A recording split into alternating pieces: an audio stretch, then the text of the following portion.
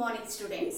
In class 6 you have learned properties of whole numbers which are closure property, commutative property, associative property and distributive property. In this video we will learn properties of integers.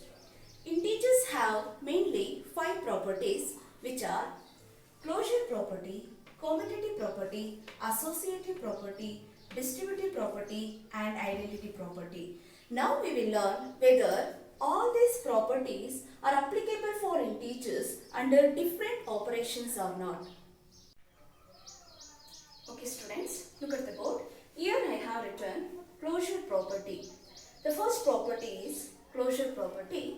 Now we have to verify whether the closure property is applicable for integers under various mathematical operations.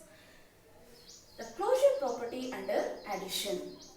The general statement of closure property under addition is, if A and B are any two integers, then A plus B is also an integer. It means in place of A and B, we can take any two integers. By adding these two integers, the result is always an integer. For example, consider the integers 5 and 4.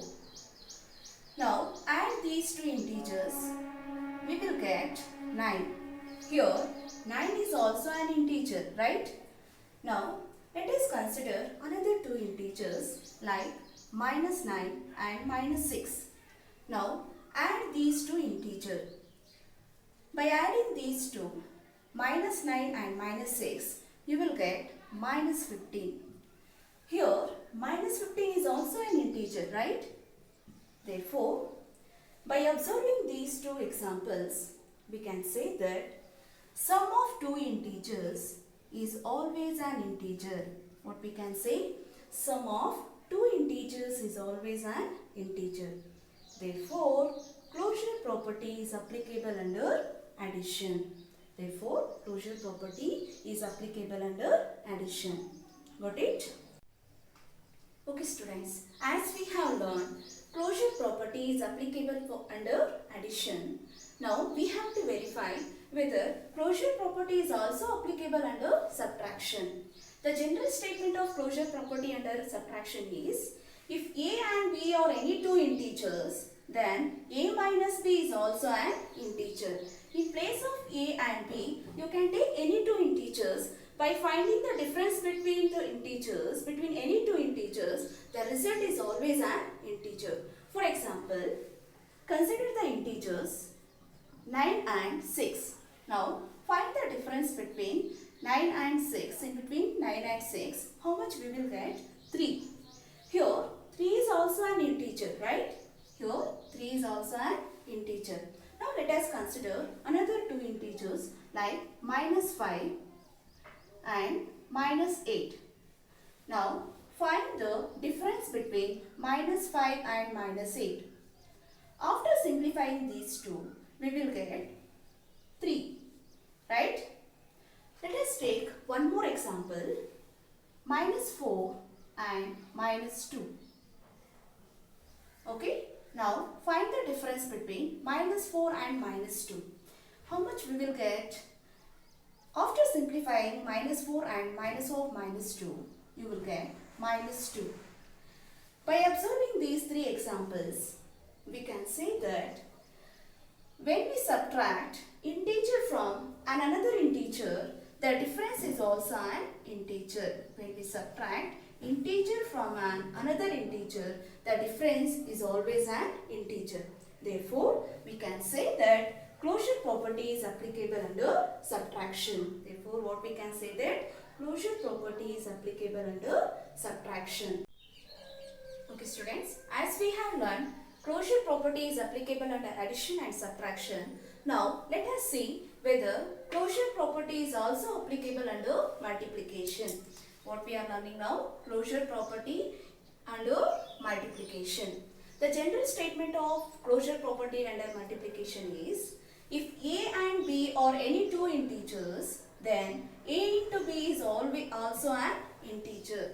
It means when we find the product between any two integers, the product is always an integer. For example, consider the integers minus 6 and 3. Now find the product between minus 6 and 3. We will get 6 3s are 18. So minus 18. Here minus 18 is also an integer. Now let us take another two integers. Minus 10 into minus 100.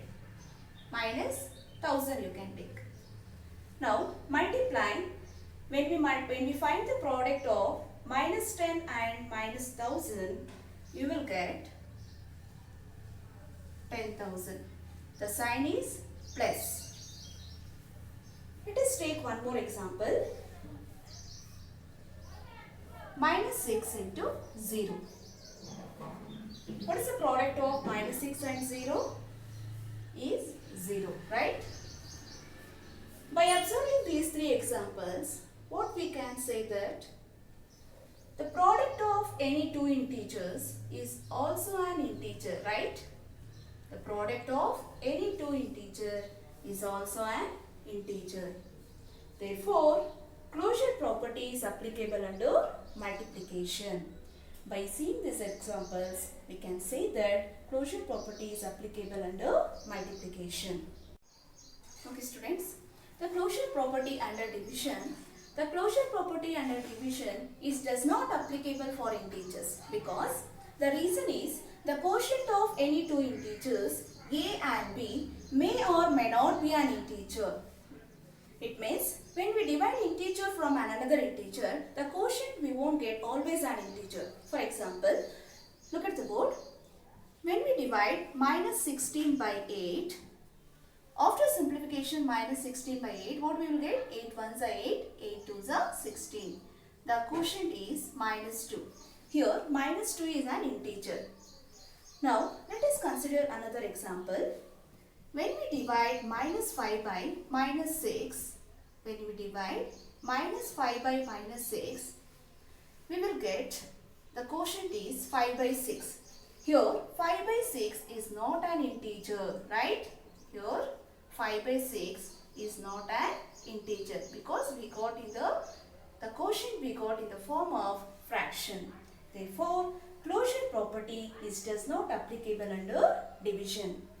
Okay students, as we have learned, the first property is closure property. The closure property is applicable under addition, subtraction and multiplication, but closure properties does not applicable under division. Thank you students. Okay students, now let us learn commutative property. The second property is commutative property. Now we have to verify whether this commutative property is applicable for integers under various operations. Now here I have written commutative property of addition. The general statement of commutative property of addition is if a and b are any two integers, then a plus b is equal to b plus a. It means we can add integers in any order, but order of integers does not matter, but result will be same. For example, consider the integer a is equal to 5, b is minus 7. Okay. Now we are proving this condition a plus b is equal to b plus a. I have considered the integers a is equal to 5 and b is equal to minus 7. Now LHS part is a plus b. In place of a, write 5 plus, in place of b, write minus 7. Now simplify this. 5 plus of minus is minus and 7. 5 minus 7 is minus 2. What is the LHS value we got? Minus 2. Now simplify the RHS part.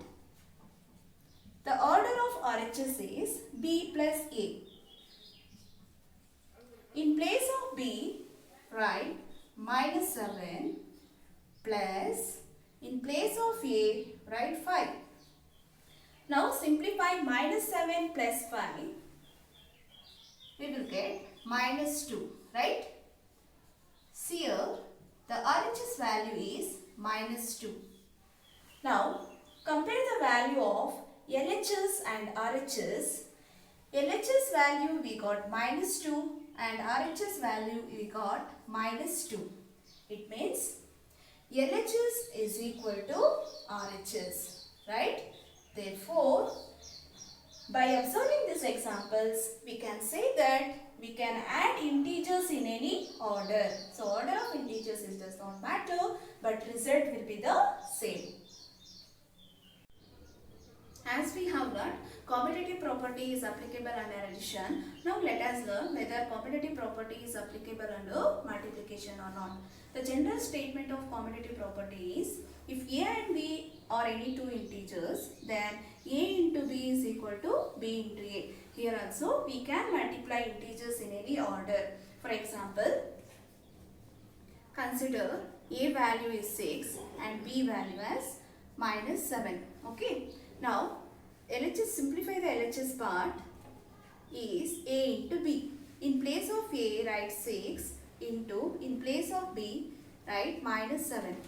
Multiply this, 6 sevens are 42. So, what is the LHS value? -42. Now, simplify the RHS part. So, here b into a. The RHS part is b into a. The value of b is -7 into the value of a is 6. Now multiply 7 into 6. So RHS value is -42, right? Now compare the value of LHS and RHS. We got LHS is equal to RHS, right? Therefore, by observing these examples, we can say that we can multiply integers in any order, but the result will be same. What we will get? The result we will get same. Therefore, commutative property is applicable under multiplication for integers. Okay students, as we have learned, commutative property is applicable under addition and multiplication. Now let us see whether commutative property is also applicable under subtraction and division. The commutative property under subtraction, the general statement is, if a and b are any two integers, then a minus b does not equal to b minus a.